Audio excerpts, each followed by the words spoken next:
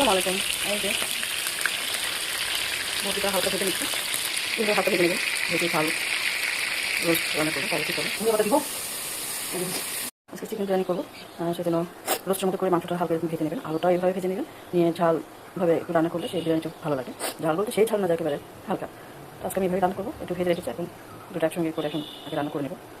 ওকে, chicken biryani করার জন্য chicken যে ফ্রাই করে নিচ্ছি আর আলুটা সেটা মশলা পাশে নিচ্ছি, এখন ছেড়ে দিচ্ছি।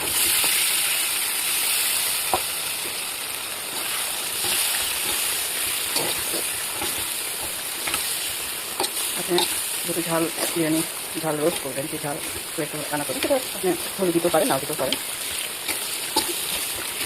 তো কখন আমি হলুদ দিই, কখন দিই না। এটা একটু কষে তারপর পানি দেবো। সারি বন্ধুরা, পানি দেওয়ার সময় করে গেছি, যেহেতু এটা এখন বড় কথা পর্যন্ত একটু হওয়ার পরে পানিটা একটু শুকাবে।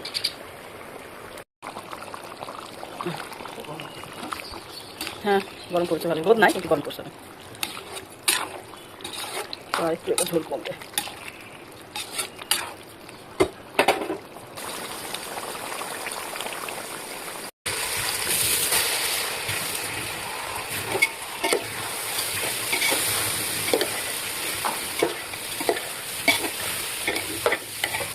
কোনো জলটা কষানো হয়ে গেছে, সরিষা তেল দিয়ে কষাচ্ছি, এখনো হলুদ দেখাচ্ছে, পানি দিয়ে দেবো।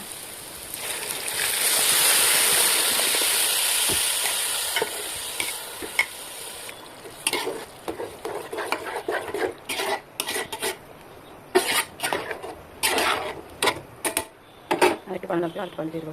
এটাই পোলাওটা আমার হয়ে গেছে, এখন আমি মাংসটা কিছু পোলাও তুলে নেবো, তুলে নিয়ে মাংসটা দিয়ে তারপর আবার যে পোলাওগুলো তুলে নিয়েছি সেগুলো আবার ঢেলে দেবো, কিছুক্ষণ দমে রাখবো, তাহলে আমার চিকেন বিরিয়ানি হয়ে যাবে। এই তো সেই চিকেন বিরিয়ানি হয়ে গেছে, হালকা হালকা গরম ধোঁয়া উঠতেছে। আপনি সবাই ভালো থাকেন, সুস্থ থাকেন, সাবধানে থাকেন। আসসালামু আলাইকুম।